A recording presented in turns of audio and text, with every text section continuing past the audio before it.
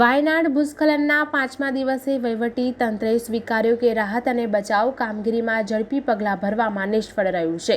પ્રશાસને કહ્યું હતું કે જે જગ્યાએથી ભૂસ્ખલન થયું છે ત્યાંથી મળી આવેલા 341 મૃતદેહોનું પોસ્ટમોર્ટમ કરવામાં આવ્યું છે, જેમાંથી 146ની ઓળખ કરવામાં આવી છે। 134 લોકોના મૃતદેહના માત્ર ટુકડા જ મળ્યા છે। જે મૃતદેહોની ઓળખ થઈ ગઈ છે તે પરિવારને સોંપવામાં આવ્યા છે, જ્યારે 74 અજાણ્યા મૃતદેહોના અંતિમ સંસ્કાર કરવામાં આવ્યા છે।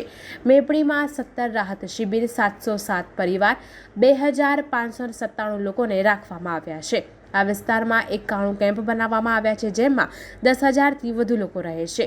કેરળના વાયનાડમાં 29-30 જુલાઈથી રાત્રે 2 થી 4 વાગ્યાની વચ્ચે ભૂસ્ખલનની 4 ઘટના બની હતી, જેમાં 4 ગામ દટાઈ ગયા હતા। કેરળમાં શનિવારે ભારે વરસાદનું એલર્ટ છે। એમાંથી કોઝિકોડ, વાયનાડ, કુન્નુર અને કાસરગોડ જિલ્લામાં યલો એલર્ટ છે। દિલ્હીમાં એમસીડીની બેદરકારીનો એક મામલો સામે આવ્યો છે, જેમાં એક 7 વર્ષના બાળકનો માંડ જીવ બચ્યો છે। સાઉથ દિલ્હીના પબ્લિક સ્કૂલમાં 3જા ધોરણમાં અભ્યાસ કરતું બાળક શુક્રવારે ડિફેન્સ કોલોનીના બ્લોક ડીમાં પુઠ્ઠા વડે ઢાંકેલી ખુલ્લી ગટરમાં પડી ગયું હતું। સવારે લગભગ 8 વાગે બાળકના પિતા તેને સ્કૂલમાં મૂકવા જઈ રહ્યા હતા। તેની સાથે તેની માતા અને નાની બહેન પણ હતી। બાળક જ્યારે સ્કૂલની બહાર કારમાંથી નીકળ્યો તો અજાણતા પોતાનો પગ એક કાર્ડબોર્ડ શીટ પર મૂકી દીધો હતો। તેની નીચે મેનહોલ હતો। વજન પડતાની સાથે જ કાર્ડબોર્ડ તૂટી ગયું અને બાળક મેનહોલમાં પડી ગયો હતો। આજુબાજુ ઊભેલા લોકો અને બાળકના માતા-પિતા તાત્કાલિક એક્શનમાં આવ્યા અને તેઓ સીવરથી બાળકને બચાવવામાં સફળ રહ્યા। બાળકને તાત્કાલિક એમ્સ ટ્રોમા સેન્ટરમાં લઈ જવામાં આવ્યો અને ત્યાં તેની પ્રાથમિક સારવાર કરવામાં આવી હતી।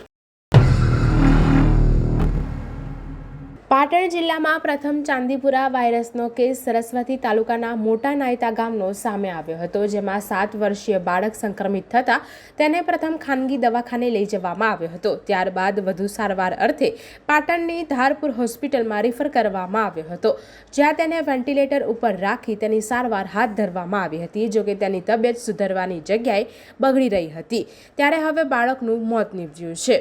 મોત થયેલ બાળકના મૃતદેહ તેના વાલીને સોંપવામાં આવ્યો છે। હાલ ગામમાં શોકનો માહોલ છવાયો છે, તો ચાંદીપુરા વાયરસને લઈ ગામમાં ભયનો માહોલ જોવા મળી રહ્યો છે, ત્યારે બાળકના પરિજનો અને સંબંધીઓ ચિંતામાં મુકાયા છે। સૌરાષ્ટ્રના દરિયાકાંઠેથી માદક પદાર્થનો જથ્થો મળવાનો સિલસિલો યથાવત છે।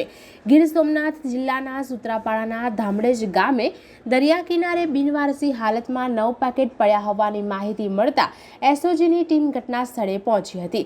આ પેકેટનું એફએસએલ અધિકારી પાસે પરીક્ષણ કરાવતા ચરસ હોવાનું સામે આવ્યું હતું, જેમાં કુલ 10.600 કિલોગ્રામ ચરસનો જથ્થો હતો। તેની આંતરરાષ્ટ્રીય બજાર કિંમત 5.30 કરોડ રૂપિયા હોવાનું સામે આવ્યું છે।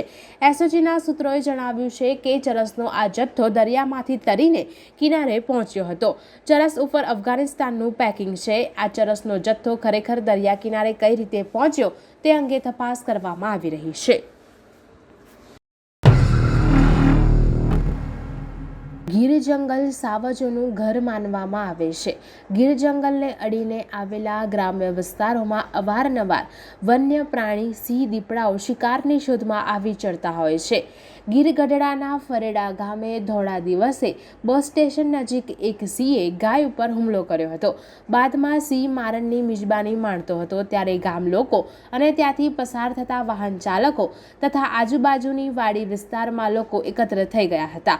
રસ્તા પર જ સિંહે પશુનું મારણ કરતા રસ્તા પરથી લોકોની અવરજવર થોડા સમય માટે બંધ થઈ ગઈ હતી અને લોકોએ આ મારણનો લાઈવ વિડીયો મોબાઈલમાં કેદ કર્યો હતો। ગાયના મારણ બાદ તેના વાછરડાનું પણ સિંહે મારણ કર્યું હતું, જે સમગ્ર ઘટનાનો વિડીયો સોશિયલ મીડિયામાં ખૂબ વાયરલ થયો હતો। રસ્તા પરથી પસાર થતા લોકો દૂરથી સિંહની જંગલ વિસ્તારમાં પરત ફરવાની રાહ જોઈ રહ્યા હતા, તો બીજી તરફ ગામ લોકો આ લાઈવ મિજબાની મજા માણતા જોવા મળ્યા હતા। લોકસભામાં બનાસકાંઠાથી કોંગ્રેસના સાંસદ જ્ઞાનીબેન ઠાકોર કેટલાક પ્રશ્નોની રજૂઆત કરી હતી। જ્ઞાનીબેન સાંસદમાં ગુજરાતીમાં ગરજ્યા હતા. જ્ઞાનીબેને લોકસભામાં આંગણવાડીની બહેનો અને તેડાગરના માનદ વેતનના પ્રશ્નની રજૂઆત કરી હતી. આ દરમિયાન ભાજપ પર પ્રહાર કરતા જ્ઞાનીબેન ઠાકોરે કહ્યું હતું કે આંગણવાડી કાર્યકરોને ભાજપ સરકારમાં માત્ર ભીડ ભેગી કરવા ઉપયોગ કરવામાં આવે છે. તેના બદલે તેમના હક અને અધિકારો આપે તેવી વિનંતી કરું છું. જણાવી દઈએ કે અગાઉ 24 જુલાઈના રોજ લોકસભામાં જ્ઞાનીબેને ગુજરાતમાં ચાલતા ચાંદીપુરા વાયરસની ગંભીરતા લેવા માટેની રજૂઆત કરી હતી. વડોદરા હાલોલ રોડ પર જરોદ 3 રસ્તા પાસે વિચિત્ર અકસ્માતમાં વાહનો એકબીજા પાછળ અથડાયા હતા. એક સાથે 5 વાહનો ટકરાતા વચ્ચે રહેલી ઇકો કારનો ભૂકો બોલી ગયો હતો. ઇકો કાર વાહનો વચ્ચે ચકદાઈ જવાથી અંદર સવાર જરોદ ગામના રહેવાસી નરેશભાઈ ભીમજીભાઈ ડોડિયા અને તેમની પત્ની ધર્મિષ્ઠાબેનનું મોત નીપજ્યું હતું. ઇકો કાર સાથે નરેશભાઈ રોડ ક્રોસ કરતા હતા તે વખતે અકસ્માત નડ્યો હતો. હેવી લોડર ટ્રક, પાણીનું ટેન્કર, ઇકો કાર, રિક્ષા અને કિયા કાર આમ 5 વચ્ચે અકસ્માત થયો હતો. ઘટનાને પગલે સ્થાનિક લોકોના લોકટોળા ઉમટી પડ્યા હતા. તેમજ જરોદ પોલીસ, ફાયર બ્રિગેડ સહિતને બચાવ કામગીરી હાથ ધરી હતી. અકસ્માત થતા વાહનોની લાંબી કતારો લાગી હતી. અકસ્માતમાં અન્ય 3 વાહન ચાલકોને નાની મોટી ઈજા થવા પામી છે. ગુજરાતમાં હવામાન વિભાગની આગાહી વચ્ચે દક્ષિણ ગુજરાતના મેઘરાજાએ ધમાકેદાર બેટિંગ કરી છે.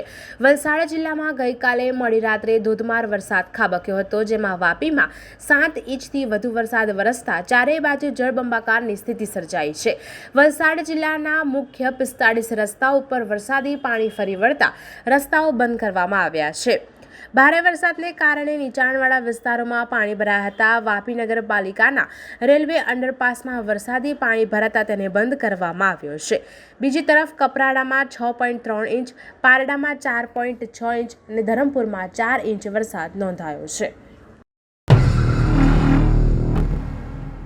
સુરતમાં સાયબર સેલે ગેરકાયદે ચાલતા કોલ સેન્ટરનો પર્દાફાશ કર્યો છે.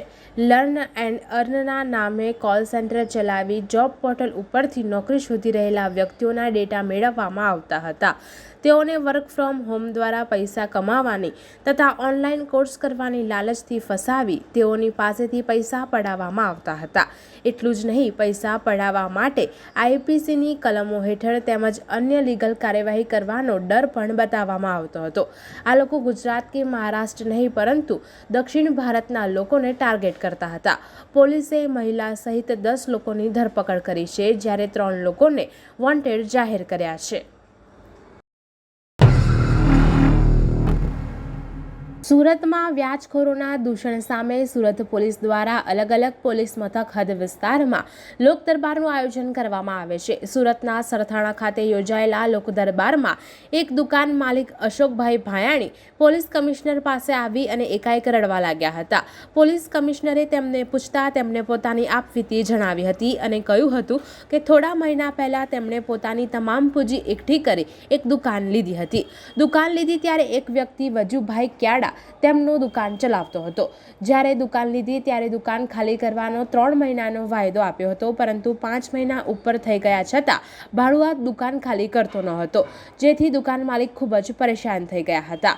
કમિશનરને રજૂઆત કરતા સરથાણા પોલીસે 3 જ દિવસમાં દુકાનનો કબજો અપાવ્યો હતો. આથી તેઓ ખુશખુશાલ જોવા મળ્યા હતા.